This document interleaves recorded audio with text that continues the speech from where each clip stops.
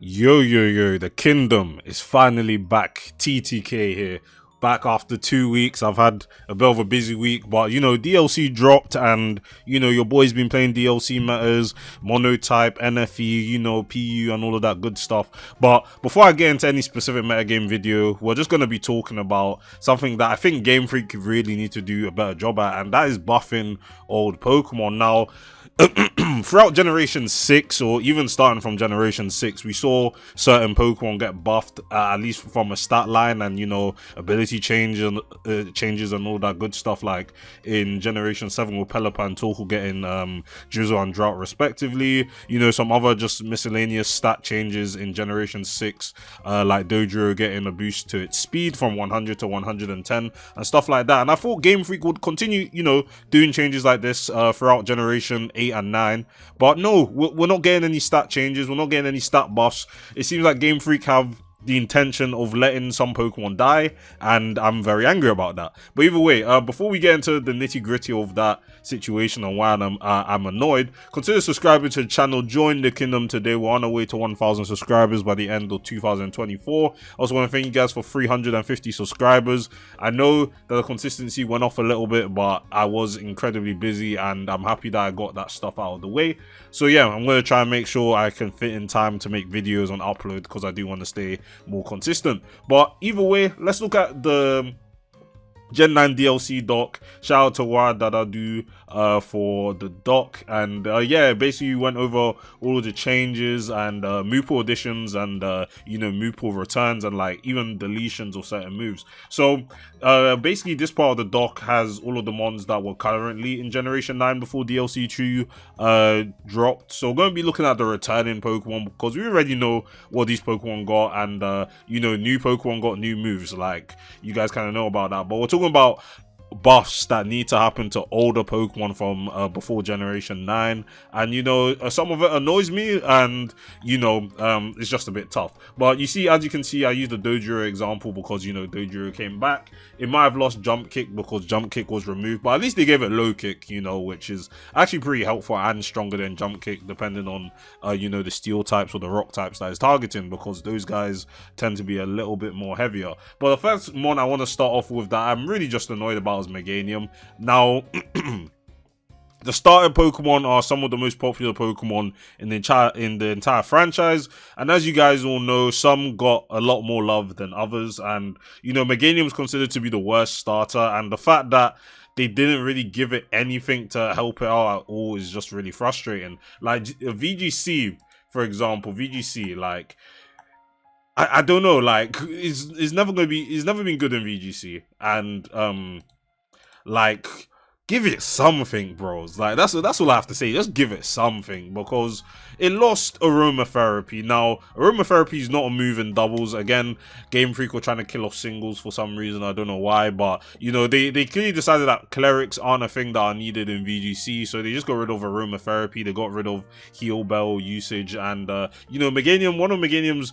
attributes, at least in the lower tiers, regardless of what tier it was in, even in certain generations of PU, Meganium was not a good Pokemon, and neither was it a good Pokemon in ZU either. But at the same time, there was a niche that it fulfilled, which was aromatherapy. It had all of this utility that it had Leech Seed, which it still keeps, fortunately. If it lost Leech Seed, then this mod has like no business being a Pokemon. But it was a bulky grass type, had the cleric move, might have lacked sleep powder like other mons like Blossom, Vileplume, Go-Go, for example. To be fair, Go-Go doesn't have sleep powder, but like it had a niche that it could somehow differentiate itself from the other defensive grass types, and though some of them are mostly better than Meganium, at least it had something going for it. Now it lost Toxic, which, everything lost Toxic, which is actually pretty bad for Meganium, because this mon is so passive.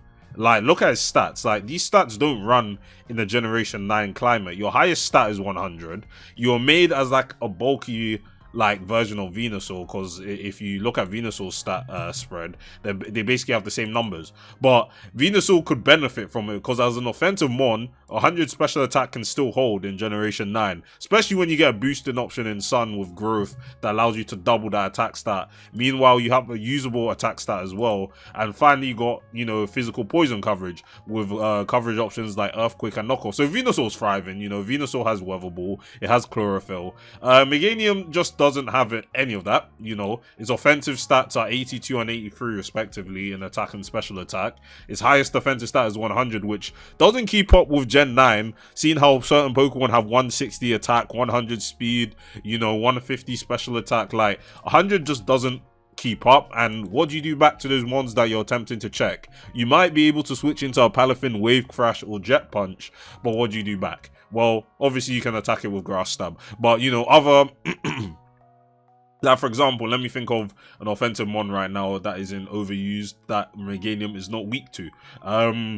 Like, yeah, let's look at Garchomp, for example. Garchomp, you know, has coverage to beat Meganium. What do you do back to a Garchomp, for example? You body press and do like 30. Like, it's just ridiculous how you know, certain starters got like so much love and attention, but Meganium is here, you know, just like being a shitter, basically. He's just being a shitter. And the thing is, I'm not even a Meganium fan. Like, Meganium is probably one of my least favorite starters because like it's just that bad and doesn't really have anything going for it. Even from a non-competitive standpoint, it's just not a mon I particularly care about. Yeah, I feel strongly about this because, you know, they saw Gen 2 starters and they were like, we already gave Typhlosion Hisuian form. Like, we might as well, like, just say that's enough for buffing the Gen 2 starters. Because Game Freak do care about the starters. They really do.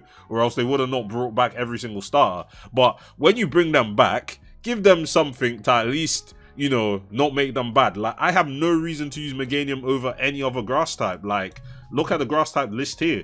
Executor, Blossom, Hydrapple, Amoonguss. Like, the power creep is just becoming even more insane, and everyone complains about Pokemon's power creep, but this is just, it's just ridiculous. Like, there's literally no Pokemon that I've looked at so far that is worse than Meganium. Even down in PU where you have Arboliva, Lurantis, Appleton, and even looking into ZU with Calyrex, Cacturne, Go-Go. Like, all of these mons are literally better than Meganium. The only one you could argue that is a fully evolved Pokemon, by the way, that is somehow worse than Meganium is Sunflora. And Sunflora still has a niche because it has Chlorophyll and Solar Power, so it actually does damage. Like, you're not using Sunflora as a defensive, imperfect defensive mon. You're going to be using it as an imperfect offensive mon, which it can actually do something in ZU. That's a lie. It won't do nothing in ZU, but it could at least do something. You know, Meganium just doesn't have that luxury at all. So, how does it feel to be the worst fully evolved grass type and lose pretty much everything that you ever stood for the past 7 generations? It's not good. But yeah, not moving on to any other better Pokemon. I think I spent a bit too much time ranting about Meganium here. But another one that really irks me here is Rampardos. Now, a lot of these Pokemon I'm speaking about are mons that have been sidelined for pretty much their entire competitive career, and Rampardos is no different because despite the fact that you have the highest attack stat out of every non-legendary Pokemon, you know, all the other stats just don't keep up. Now, I'm not expecting Rampardos to become OU level. I don't want it to become OU level because, like, they obviously made this mon in mind that it has a really, really high attack stat, but, you know, everything else is just a glass cannon, which, you know, certain Pokemon can fill certain roles, and I don't mind that. Rampardos fulfills the glass cannon thing, especially when it got Sheer Force in Generation 5, allowing it to hit even harder. But the thing is that Rampardos had that was really cool was the fact that I had Rock Polish to double its speed. Now, Rampardos with base 58 speed, at +1, it wouldn't outspeed anything relevant, but when you get to +2, you're able to get to 472 speed. Now, that's not faster than Regieleki, nor is it faster than Deoxys speed, but it's at least faster than, you know, base 80 Scarfers, base 90 Scarfers, potentially base... No, is only 3 points slower than base 95 Scarfers. So as you can see, Rampardos gets really fast when it has the Rock Polish. So you could actually pull off a set like that in the lower tiers, whether that's in PU or ZU in previous generations, that would make Rampardos worth using. Because if you actually wanted to use Rampardos for the fact that it has a massive attack stat that would eclipse pretty much any defensive threat in those tiers, you know, you could pull off something like that. Now, what do you have? You have no more Rock Polish. What do you do?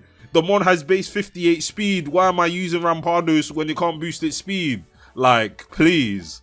Like, at least give it Dragon Dance, man. Give it Dragon Dance. And they didn't give it Dragon Dance. It lost irrelevant move. Like, who cares if you lost Iron Tail, Frustration, Hidden Power, because it's a physical attacker, so Hidden Power doesn't mean shit.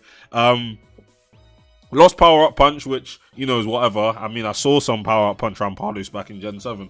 But, you know, it was nothing relevant. Like, none of these moves were super relevant outside of Superpower, I guess. But losing Rock Polish, like, you basically just doomed Rampardos to just being a irrelevant mon for the rest of its life. But they'll probably thinking, oh, it got Trailblaze now, so it still has a speed boosting option. Fuck that shit, bro. Rampardos, after a speed boost, only reaches, like, less than 360 speed. I'd be surprised if, well, if I do the quick maths, my maths in my head is not working right now, but if this can't even outspeed base 110 Pokemon, which stand at 350 speed, then there was no point of giving it Trailblaze. Like, you might as well just have let it, like, died like Meganium. But 354, okay, it's fine. Like, it outspeeds base 110s. You can outspeed an Ogerpon with Trailblaze. You can outspeed a Gengar with Trailblaze. You can outspeed a Hisuian Zoroark with Trailblaze. But at the same time, Rock Polish allowed it to outspeed everything. Or most things, not speedsters, but allowed it to outspeed most things. Like, Rampardos could outspeed base 150 speed Pokemon with Rock Polish. So that's basically the entire unboosted metagame at that point. You could do that with Rock Polish. Now you don't have that anymore. Which, again, like, Game Freak, man, give this mon Rock Polish via level up. Like, you gave it such useless moves that Rampardos didn't even need. What Rampardos needed was a speed boosting option that allowed it to, you know, actually utilize that 165 attack stat to the greatest ability. Sure, fair enough, if it somehow missed Head Smash or didn't get a kill, at least it did 80 to 95% of something's HP and it died afterwards. Like, you know, that's a W for this Pokemon, but no. You took away his greatest attribute and now it's just, I mean, you can run Choice Scarf. Choice Scarf still works, but, you know, at least you could switch up moves with a Rock Polish set and, you know, good times would happen. But yeah, that's quite a shame for Rampardos. Like, at least for Bastiodon, for example, Bastiodon got Body Press, which, to be fair, no one's expecting anything from Bastiodon, but at least they gave it something that it could utilize. Rampardos, when it gets down to P or ZU, what niche is it going to fill other than a potential Scarfer? Like, it will just have no niche,